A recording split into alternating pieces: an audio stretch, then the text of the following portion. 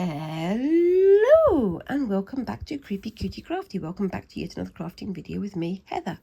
Hi guys, how are we doing this week? So this week I am continuing and hopefully today finishing the Nanna's Travelling Rick Rack design, which is this thing here. And yeah, this is the birds and fishes design based on this image here called Sky and Water 2 by MC Escher.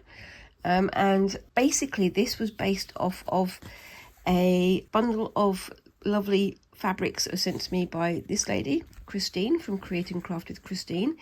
And the idea was she sent out this challenge to everybody. She would send out a bundle of fabrics from her quite enormous stash of secondhand and reclaimed fabrics from all over, as well as a length of this. Now this is the green Rick Rack that started off the whole project, and the idea with this is that she sent it out to people all around the world and they would create something to do with the Rick Rack that was reclaimed from her Nana's fabric stash. And I got this, and I also got some of these fabrics here.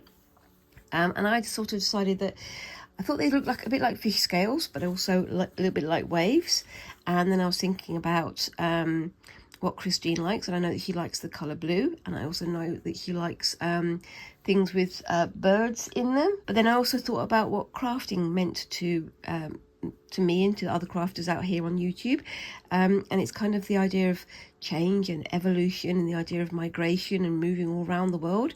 So I thought the idea of migrating fish, migrating birds, and the idea of evolution and change and the transformation through our craft sort of appealed to me, so I thought I'd go with that one. So personally I think it works on many levels, but I may also just be talking nonsense because I like to get a bit arty-farty. Now, I've got all of the pieces in place, as you can see here. They're just generally in the right place where they need to be. I've also joined various bits of fabric together to make the background, as you can see here. But I'm going to be adding to those in just a second. So, the first thing I'm going to do today, most of this is going to be finished off screen again, I'm afraid, because time has run away from me again this week, unfortunately. But today what I'm going to be doing is finishing these little fishy shapes in the centre. And I've got some bird shapes here that I need to sort of redefine as well. So I'll be doing the fish shape here. Last week I added the birds that are just there. I need to do some white details on there, so white lines for the outline of the wings and for the eye, and I'll do those in just a minute. But first of all, I'm going to do the outlines for the fish over here first. So I'm going to be working around the bits that I've clipped on. I'm not too worried about them getting folded. When I come to actually stitching them down, I'm going to sort of do the thing of clipping out the edge and then folding them under. That's why I've only used a single pin to hold them in place. But for now, all I'm going to do is get on with some of the stitching. Now, I've got to be careful here because I'm working on multiple layers of fabric, and I don't want to catch the underlayer of something else that I've got going on here. So I'm just going to do my standard usual holbein stitch. Try to get that all going through nicely.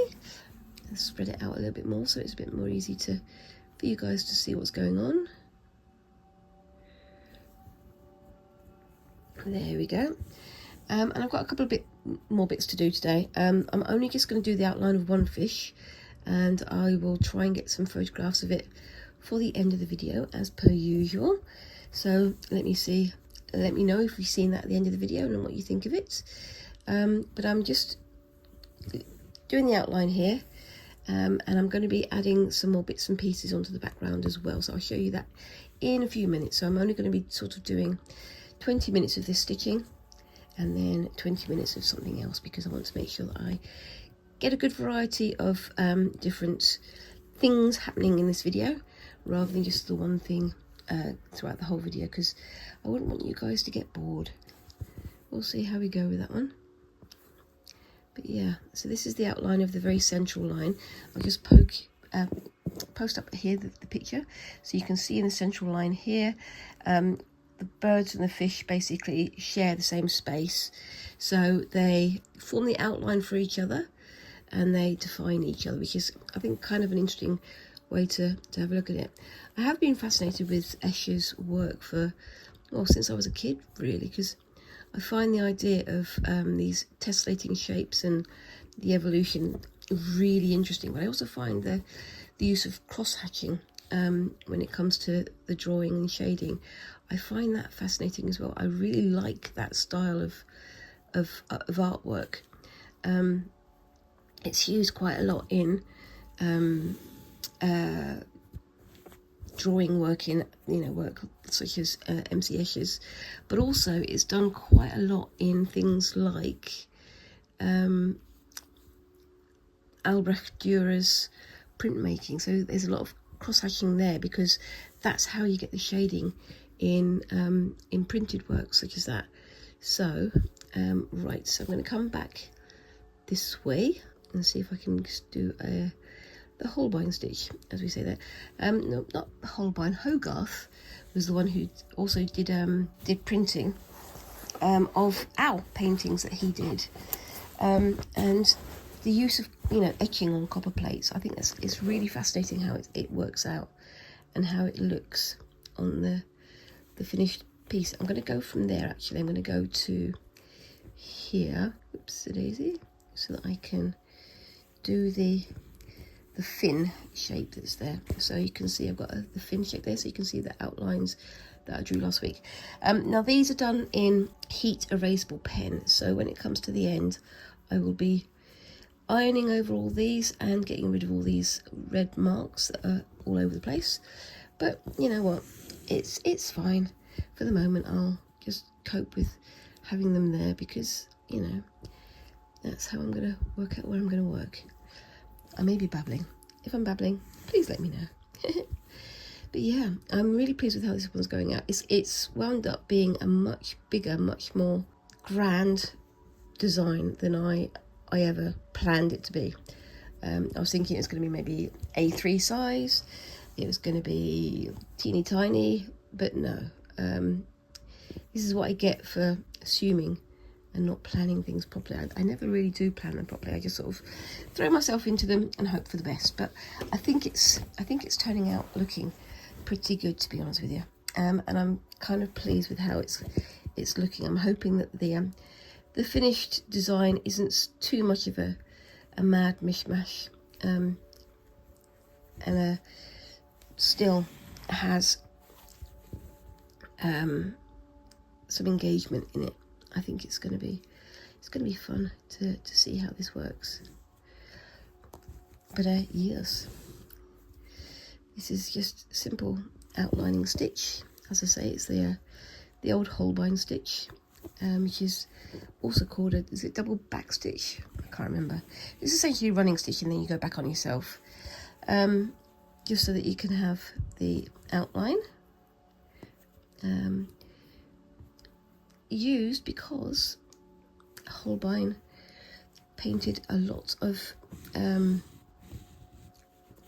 people from the Tudor era who had black work on their clothing, so he got known for the stitch that he often represented in his paintings. Not for actually doing the stitching, but for painting what other people had created, because it's about standard, isn't it, really? Yes, it'd be nice to know who some of the great embroiderers are from that era. There is some information about them, but I mean, they're not really always known about what they did. So, for example, Catherine of Aragon, Henry VIII's first wife, she was well known for her skills as a seamstress, as an embroiderer, and she was known for her skills in blackwork embroidery. So she was very well recognised for that. But unfortunately, none of the examples of her work really survive. We don't even know if it's her work that Henry or others are wearing in the portraits of them and things that were painted at the time, because it was such a sort of strangled system of governance that it was never sure of who was wearing what and so on. Also, Henry was known to burn his clothes after 3 wears of them, so for whatever reason, I've never found out the reason for that one. So he had all these fine silks and furs and things, more than 3 times, and then burned them because, yeah, I've never worked that one out. I don't know. But yeah, so it'd be lovely to find out more about particular black work or embroidery artists from the time. But although it's, you go to like the museums in London and they've got displays saying, oh yes, this is work done by Mary or work done by somebody else like that, it's never quite certain that that's exactly who made it. But you know, that's part of the fun of studying history and archaeology, isn't it? Trying to find who did what and why. And I always find it funny when you're watching things like Horrible Histories, and they've got people on there pretending to look through the history of certain characters from history, and they always call them, like these historians, Sir Henry Guesswork, because when it comes down to it, an awful lot of this is just guesswork. It's an informed guess, but still just a guess.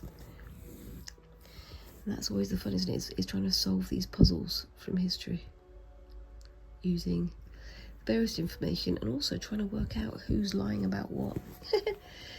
Because I mean, yeah, there was an awful lot of lies sold, unfortunately, just because people wanted to be more important, or they wanted something to happen, so they made up their own truths about it.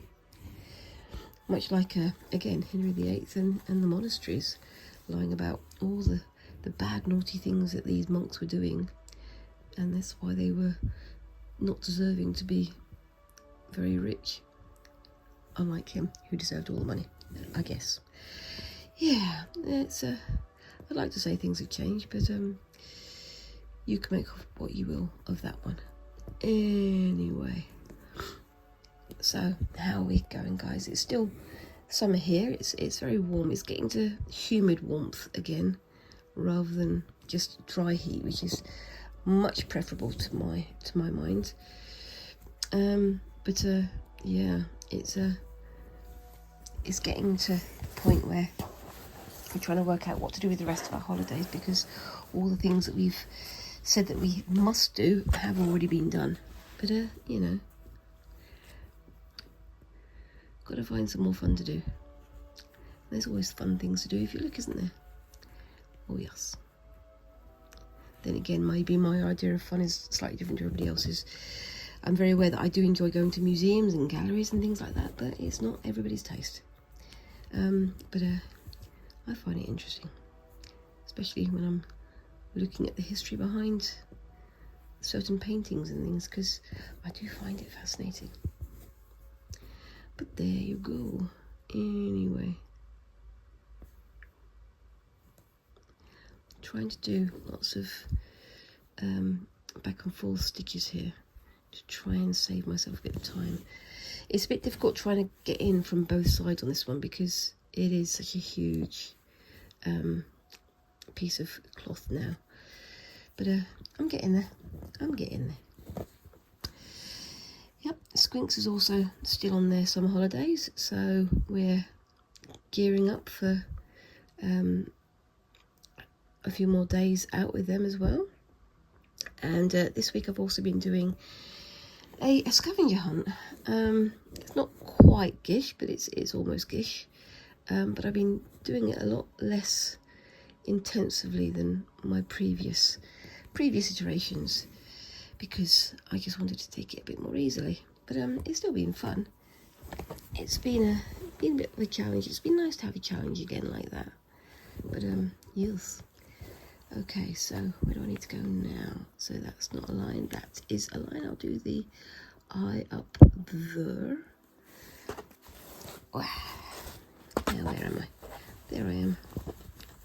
Trying not to stab myself on the multiple pins that are in here at the moment. But we'll see how we go. Also trying not to stretch or deform the fabric that I'm stitching.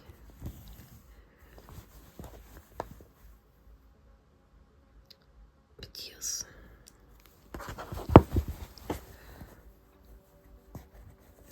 So yes. And of course we've got the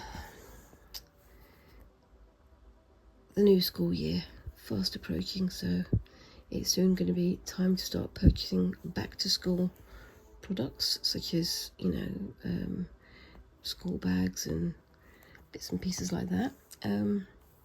But yes, and of course all the stuff for their GCSEs, which I really hope that we can help them do well with their GCSEs.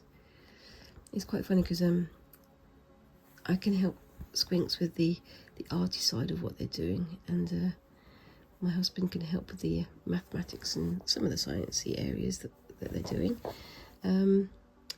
because those are the areas that we have specialisms in. So it's going to be interesting to see how they proceed. But we shall see what happens. Yes, we shall. Now, where do I need to go from here? I need to go up to the... So I need to think I'm going to... Ooh, where should I go? I'm going to go up to there. Because this area here is where the first of the birds are going to come down here. So I'm just going to stitch out a little bit of the space where the wings are going to go and then go up to the tail. But the rest of this is going to be defined more by the bird above it than by the fish below. I'm hoping that the face and the mouth and bits aren't lost too much in the background fabric, but I think they're working. I think it's not too dark for the pattern on top, and it's not too pale for the fish underneath. There we go. It's been interesting trying to get these all sorted out and put together. I was sitting on my floor about half an hour ago trying to pin them in place. I've only, as I say, very loosely pinned them with a single pin so that I can adjust them as needed.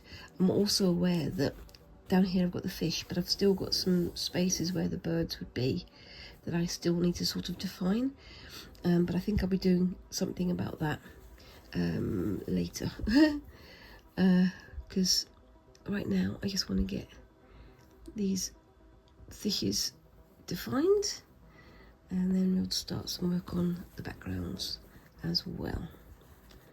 But we'll see.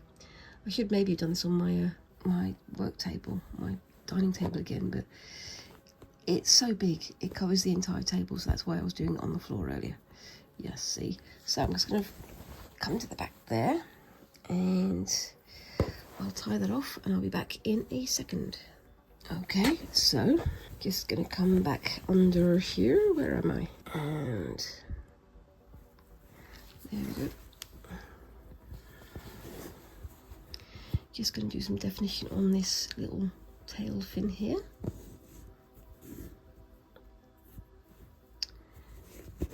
Immediately get myself into a knot. There we go. It wouldn't be a creepy cutie crafty episode if I wasn't getting myself into a knot, would I? Oops a daisy.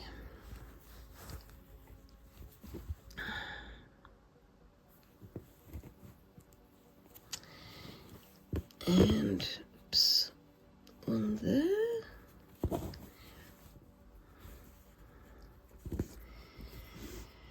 So yeah, been back to see the the Come As You Really Are exhibition a couple of times. It's interesting watching people coming in and going around and seeing all the bits and pieces that are on display, because a lot of them like, well, I'd like to know the artists more, I'd like to know more about the different bits and pieces that we've got going on here. But they're still very much engaging with it as craft as well, which is always fun. It's like, I have heard at least one person saying, oh, I've never thought of doing it like that, about one of the things that people have done on there. So it's interesting that people are connecting with it on their own level as makers as well. And yeah, but I think people really want to know more about the individual artists as well as about the originator of the exhibition itself, which is good, which is what you want, really, isn't it? But just hope that people are getting the credit they deserve. But it's all fun at the end of the day. Let me know if you've been to the Hitain Patel Come As You Really Are exhibition. It's been fun to be part of it again, and I think it'd be nice if there were more exhibitions like this in future, because I think it'd be fun for people to have more to engage with in terms of their crafty sides, their creative sides, and getting credit where it's due, same as ever. But yes,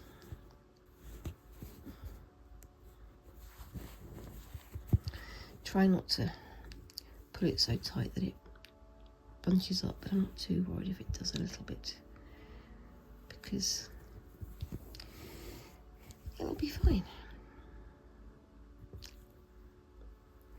But yeah,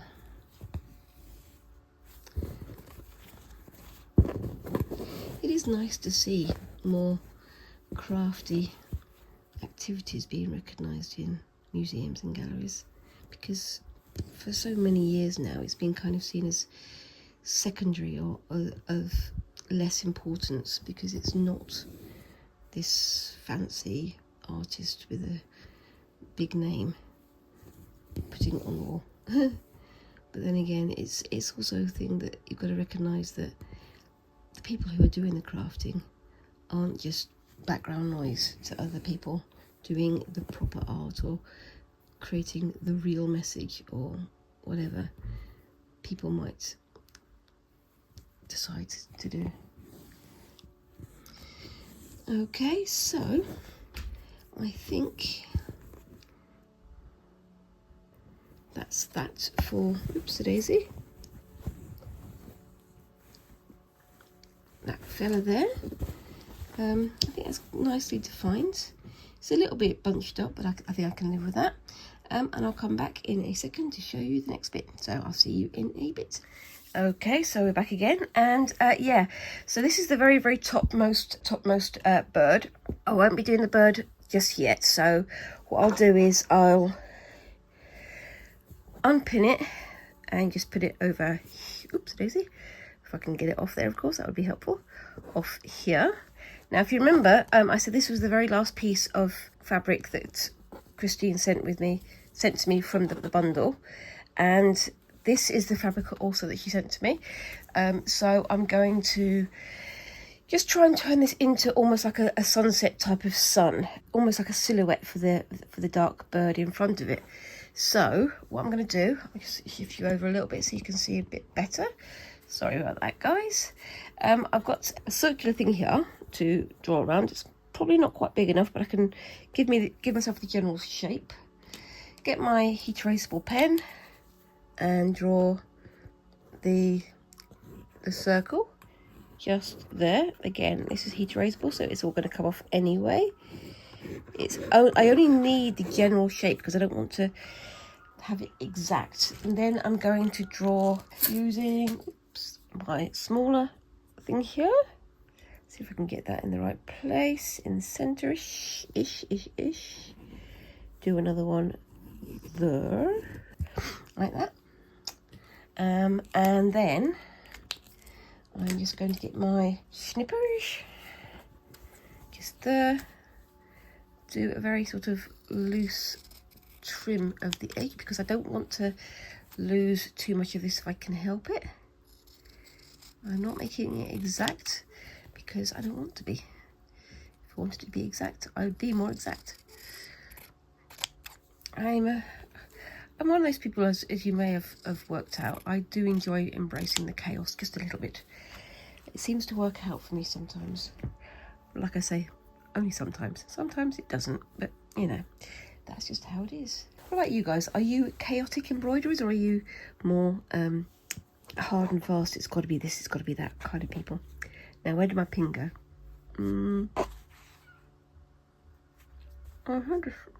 I had a spare pin and it's disappeared. Is that it there? Nope. Where's that gone? I'm sure I'll find it later with me elbow or something. But for now, I'm just going to park my needle in there. And now then, right, so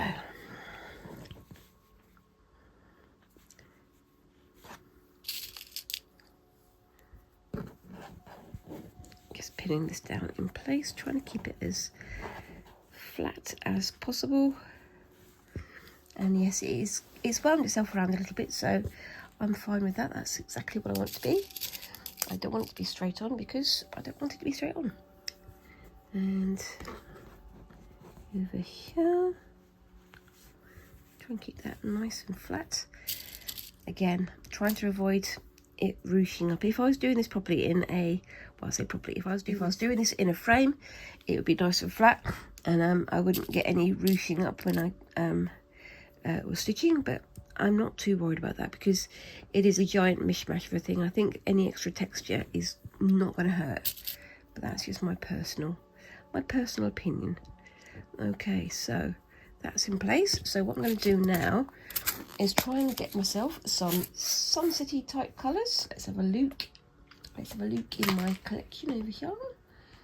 This isn't my complete collection of threads. I do have many others elsewhere. So I'm going to take out this variegated one here, if it will come. There we go. Let's go with yellow. What else have we got?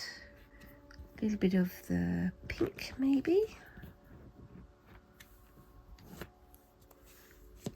And a little bit more of a more sort of golden yellow, I think. That's a pretty good mix there. And the rest can go back and away. So I'm going to start with the variegated one. I'm going to put the others just over here so they're out of the way. Do my usual thing of taking off the length that I need.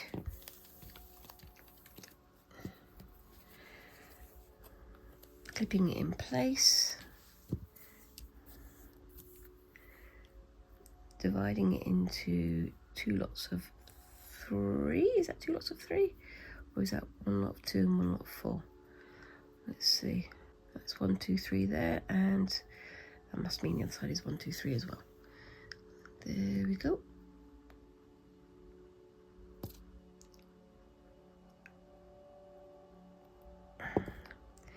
There we are. That's my usual method of separating the thread. So basically dividing it all up and using the weight of the bobbin to divide it, and then snip. And that means I've got some there ready to go for the next time, and then thread myself up again. And unfortunately, me being me, my eyes are not in the most healthy of dispositions, so I need to use a needle threader. So again, nothing too fandangly. I'm just going to do essentially just lots of single threads, just going over this line and trying to pull it flat after every stitch, just to make sure it doesn't get out of shape, doesn't clump up, but we'll see. But yeah, so yeah, I'm trying to make this look like a bit of a sunset, and I'll possibly bring some other threads into the background as well. But we'll see how we go. It's going to be interesting because I'm going to try and silhouette the bird up against it to see how that will work.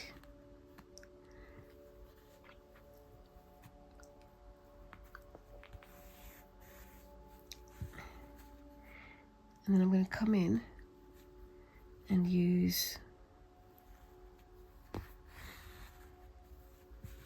ooh, the sky's just suddenly gone very dark outside. I think we're going to have thunder and lightning in a minute, maybe. You can hear the rain starting, can't you? Well, the wind starting anyway. But yeah, so I'm going to try and use these sort of burnished colours, the reds and the golds and the yellows, to try and emulate a sunset, and then have the bird as a sort of silhouette against the bright yellows and reds. But we'll see how I go with that one.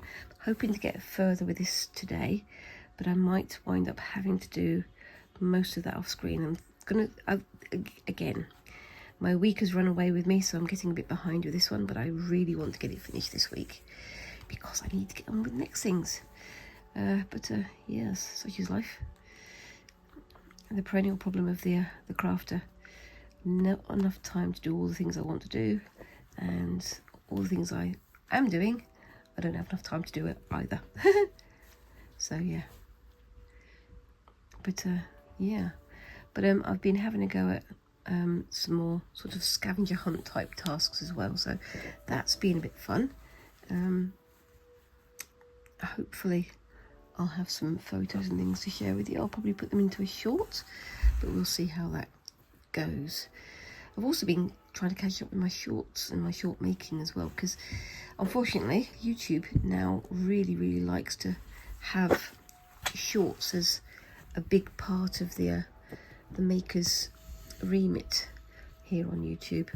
So you've got to do your shorts as well as all the other things as well, which, if you're a newcomer like I am, and I do still count myself as a newcomer, you've got to get your views up, and you've got to get your hit count up and all this sort of stuff, with shorts as a central thing, as well as doing all the long form crafting videos, which is what I really like to do. But such is life. It's different for the people who've been here for 10, 15, 20 years, or even 7 or 8 years, because they've all managed to get themselves established, and they've managed to get their viewers sort of locked in, if you know what I mean. So they know that certain people are going to keep going back to their videos. But for me, I'm not quite there yet. I have other viewers I watch every week, or I try to watch every week, but it's also playing a lot of catch up, which is part of the course. I do find it's interesting, because you get these people who have newish channels, but they've got big sort of personality quirks that they make the most of in their videos, and that gets them noticed an awful lot quicker, which is absolutely fine. If it works for them, it works for them. But if you've not got that kind of personality, you've just got to plug away until things happen organically, I guess. But that's just the way it is. But I'm still making sure that I enjoy the crafting that I'm doing anyway, because that's what it's all about. It's not about how many viewers you get. It's not about how big and famous and so on and so forth that you get. It's all about, are you enjoying it, and are you sharing it with people who also enjoy it, which I hope I am. But yes, there you go. Right, so I'm going to do another ring around with this one, but this time I'm going to vary up the lengths of the thread. I'm going to try and make it seem a bit more higgledy-piggledy, which is, as we all know, one of my favourite phrases, Is it a word or is it a phrase? Because I've always said it as two separate words. So is it one word or is it two? I don't know.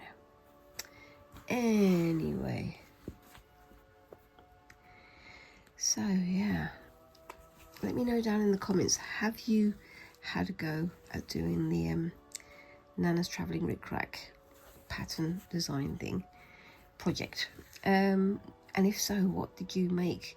I'm going to be checking on Christine's Slow Sticking Friends Facebook group to see what other people have been getting up to, because it's nice to see what different things people can create from the same sort of springing from the same source, because it's fascinating to see how creative minds work, how they contrast with each other, and how much they can contrast with each other, even if they're doing the same things.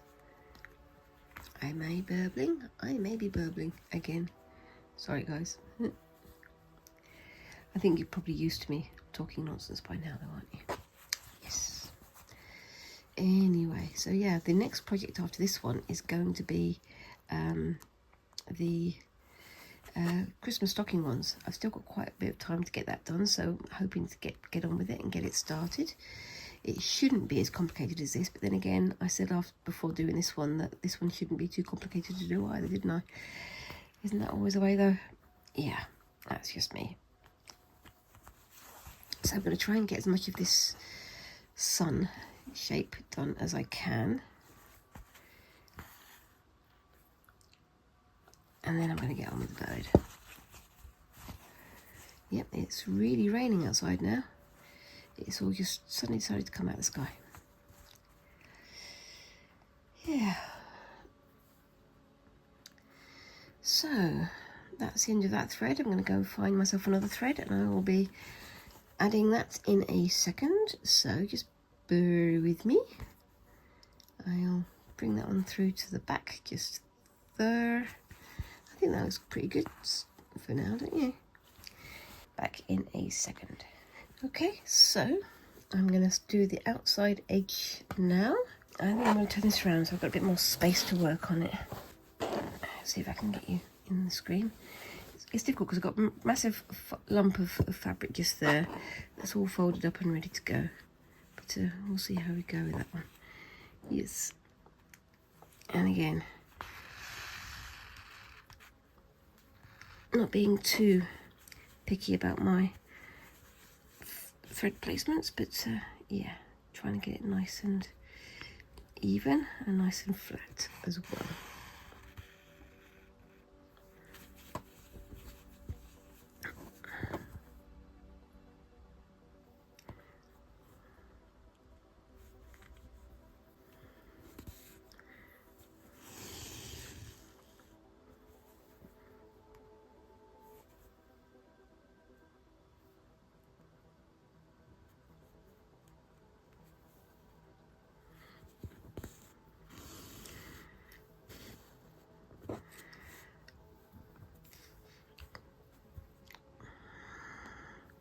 And I've gone silent again. It's a weird one, isn't it? It's like when I need to talk, I go silent. And when I need to be silent, I start talking. It's a terrible affliction. Never quite sure what I'm supposed to be doing at any given time. Yeah, it's a very odd one. I know that a lot of other YouTubey crafters do the same thing, and they go silent whilst they're focusing on their bits and pieces. But because I do a mix of longer and shorter videos, it gets very confusing to my brain. Because for this one, I keep pausing, I keep going silent. Because I'm thinking, oh, I'm doing something now. I'm doing something that's repetitive, so I'm obviously going to be cutting this bit. And then I go, actually, well, no, because I'm not cutting it because it's a Friday video. And then on the shorter videos, I wind up talking when I'm supposed to be silent because my brain's going, well, you need to talk now, don't you? Because you're doing this. It's like, actually, no, this is not a Friday video, so I need to shut up. It's an odd one. Talking of shorter videos, I'm still getting on with my gold work project. It's taken a back burner for the moment because of all the other stuff going on, but I haven't forgotten it, and I will be getting back on with it. It's just, I was just thinking, it's like summer holidays. Oh yeah, holiday time off. You're going to have time to catch up on all the things that you want to do, all the fun that you're getting up to. No, it's time to have fun with your child and go out and do things and make sure you're getting other projects done, and then catching up on that as well. It's frustrating, but I'm getting on with what I need to now, so that's the important thing, isn't it, I suppose. I need to stop blethering on about it though. There is never enough hours in the day, and that's the same for all crafters and readers and people who like to do stuff. I mean, it's funny, isn't it? It's like we all like to do stuff, but certain stuffs take up all the time. Crafting is one, reading is the other, and you're constantly playing catch up, aren't you? And you want to make sure that you enjoy the time that you do have, because that's what it's there for. Making sure you've got time with your family and time to go and experience the world a bit, I guess. But that's just how it goes. There we go. Not too tight. Now I'm hoping that this edge will fray a little bit as I'm stitching, because then it will add more to that sort of sunburst type feel that I'm getting from it. But we shall see. But yes. This first round is just to get everything in place, because the next thing I'm going to do is try and stitch that down a little bit and get it in place as well. But we shall see if I get that far.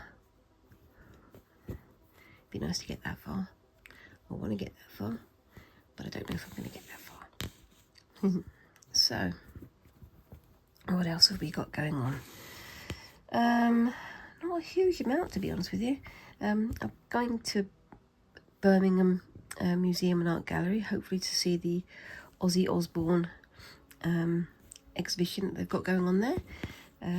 Obviously we've had the funeral and the other events going on in the last few days, so it's going to be nice to see things now that things have calmed down over in Birmingham.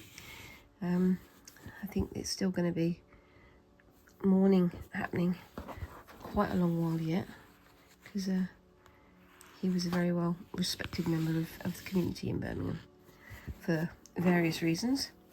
But yes, but I am looking forward to seeing the Ozzy exhibit. I'm not a huge fan of Black Sabbath or Ozzy Osbourne, but I do recognise their place in history, their influence, their grand moment, as it were, because they did very much change the face of rock music quite convincingly. I mean, they have influenced a lot of the bands that I am a fan of now, and yeah, if it hadn't been for those guys, there'd be an awful lot of bands that would just not exist, I think, in many forms of rock. So yeah, it is quite a significant moment, I guess. But yes, again, personal taste. If you're not a fan of Black Sabbath and heavy metal, then fine, that's up to you. But I am a fan of certain brands of heavy metal, and I can recognise the influence that Ozzy and Black Sabbath had on those.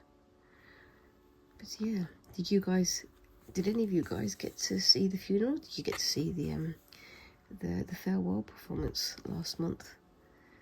Because it was amazing, and so many people came to the museum to see the exhibit. It's been fantastic to see, and again, it's one of these funny things where people go, oh, metalheads, heavy metalers, they're all really rough and show-offs and so on and so forth. Yeah, there was an element of that back in the day. But I've never met a metaler who was not respectful. Never. And you do quite often get casual fans going to gigs and things and trying to show off how big and clever they are. But I've always found that the metalers who are there to actually enjoy the music and be part of that fandom have always stepped up. Always stepped up. It's a beautiful thing. But yeah, like I say, personal taste.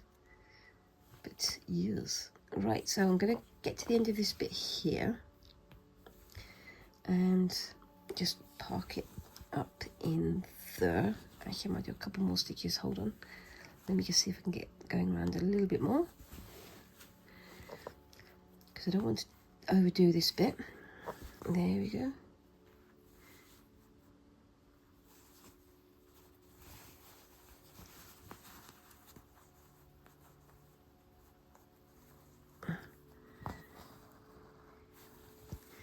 Bring that to the back and just knot it off there.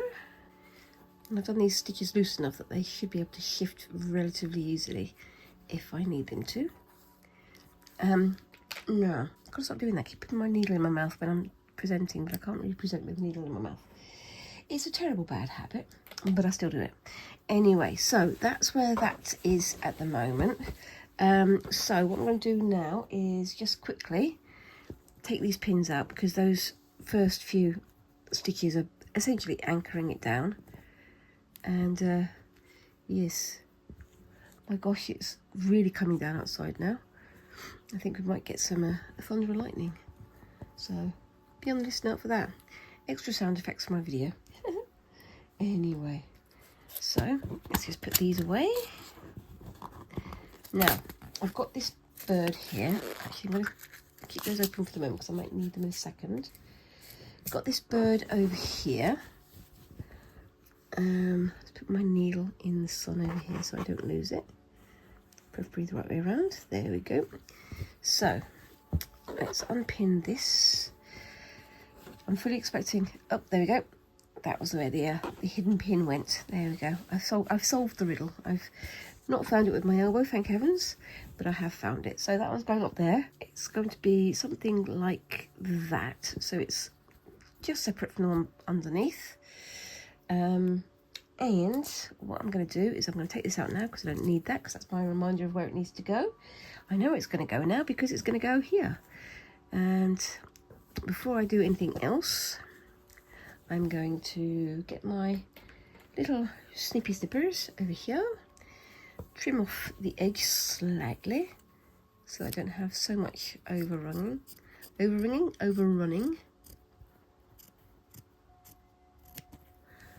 And then I'm going to clip the edges as well. And I can use that for some decorative bits later.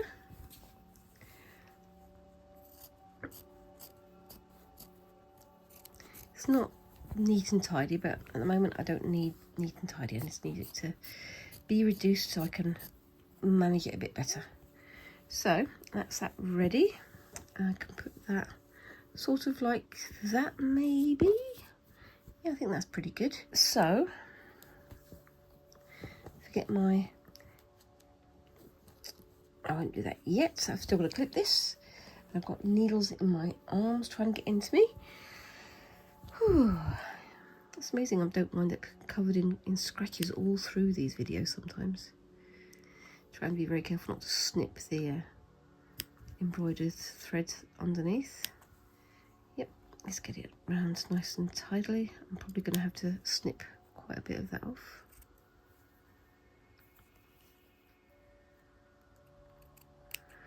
I'll be back in a second. Okay, so that's that bit on there. Yep, that one's starting to fray there. So what I'm going to do is position it sort of, oops-a-daisy, there. And I'm going to pin it down in a few places, just so I can, again, keep it nice and flat. And I'm just going to fold up under those tabs as I'm stitching, because it's going to be one of those kind of do it as you're doing it kind of things, if you know what I mean. So, yes, we'll have to see how that works out.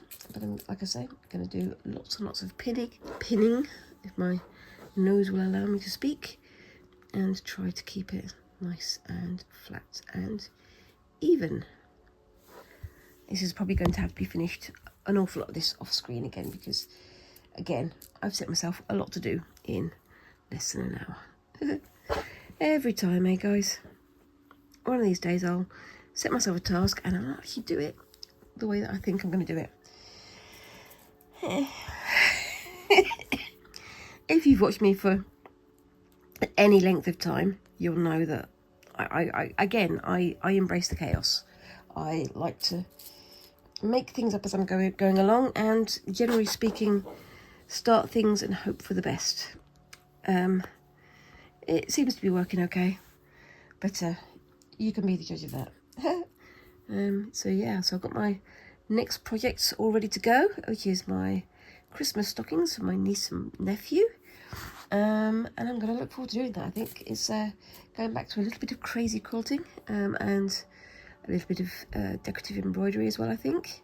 But we'll see when we get to it, or at least I'll see when I get to it.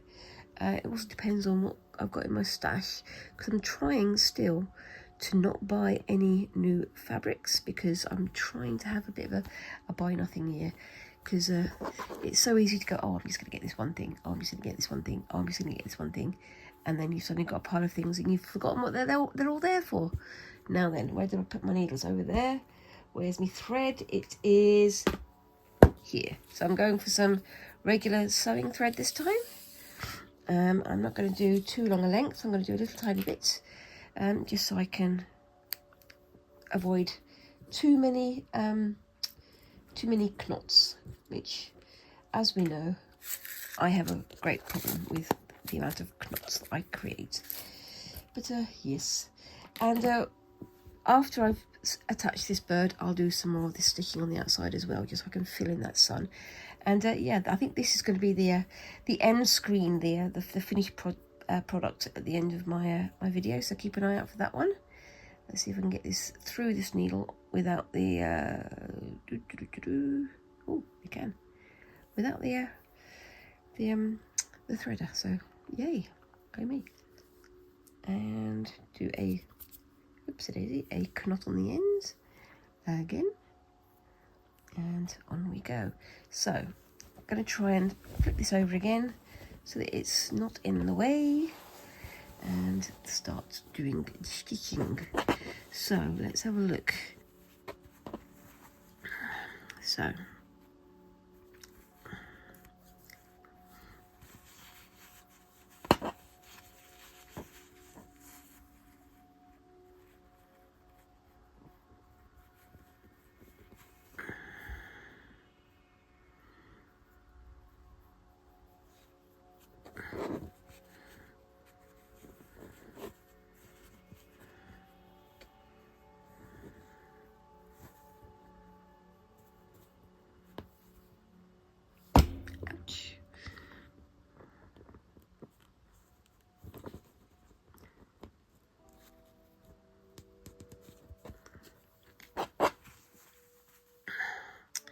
so for this one, I'm just going to do, oops, make sure that's nice and flat, just inside the line here, and hopefully this stitching will be invisible because of the colours of the fabric. I'm going to have to tuck that one in afterwards, actually. I think I might need to do that one now. Don't get too far with that one. Let's see if I can get that tucked under.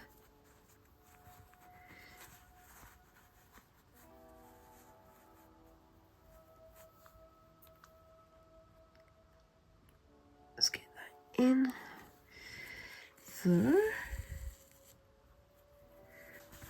Oopsie-daisy. Keep sniffing, I'm very sorry, guys. I've still got the back end of this cold. Last week, literally about 24 hours after I finished doing my stitching on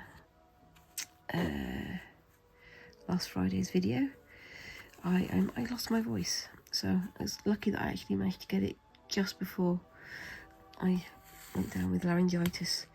But I'm still recovering from that now, and still getting my voice back after a week of not having one. But you know, such is life. That seems nice and invisible, and I'll trim off that little bit of excess fabric in a moment after I've got this nicely tacked down. These are non-showy stitches, so they're just covering the edges and trying to make it nice and firm. This is nice strong sewing thread, so not extra strong, just strong.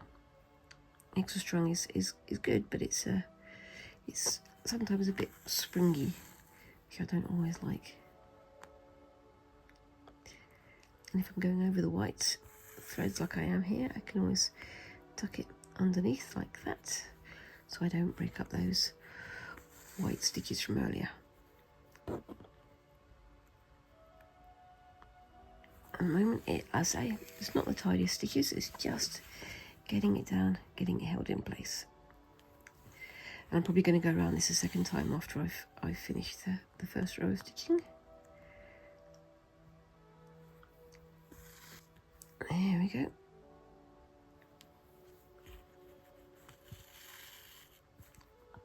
Just going to pop that there for a second. Put that under, and then oopsie daisy.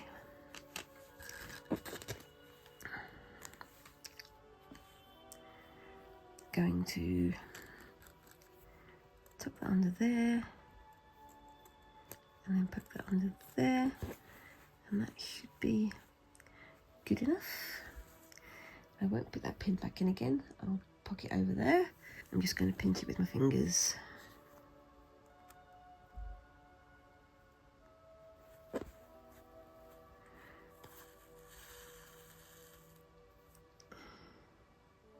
Because I had a long piece that was coming out there, I'll try and stitch that sort of doubly so to make sure it's nice and held firmly in place, so I don't get it knocked out of shape.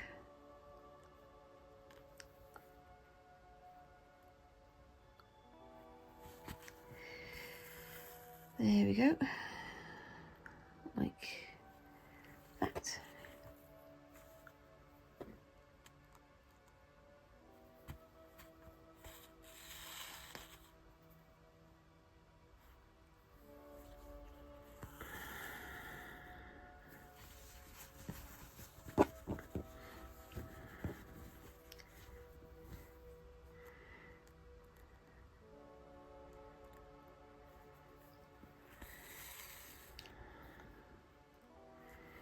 And I think I chose the correct colour this time because it's a nice invisible stitches for this one.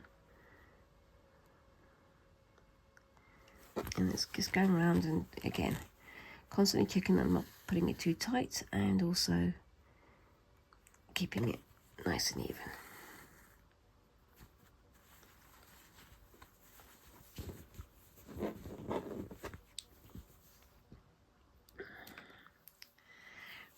That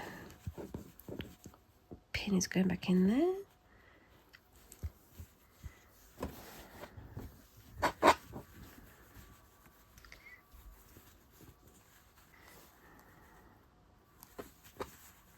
Ow.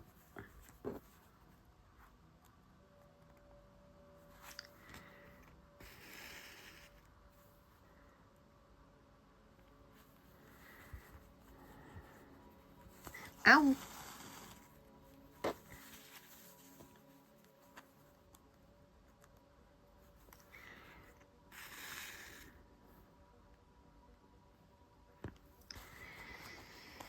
Yes, so there we go. I do sometimes at the end of these videos start to feel like I'm running out of steam because I'm trying to focus on this and talking at the same time. It's not always the easiest of things to do, but yes. Anyway, so what I'll do is I'll say that's enough there, And you can see how that is all coming together up there. Once I've finished with this bit, I'll take a photograph of that one and share it with you at the end. So let me know what you think of that. And yeah, hopefully I'll have it all finished by next week. I'm intending that next week is going to be the grand reveal of the finished thing, but we'll see when we get there, won't we? And yeah, I'm aiming to start the crazy quilted stockings next week as well, so stay peeled for that. Let me know what you think of this design so far down in the comments below, and whilst you're there, remember to like and subscribe, and let me know what you think of all this, and maybe come and find me on my Facebook and Instagram. I'm Creepy Cutie Crafty in both places, and will enjoy continuing the conversation. In the meantime, I hope you all have a fantastic week, and I look forward to seeing you in the next video. Thank you very much for watching, and bye-bye.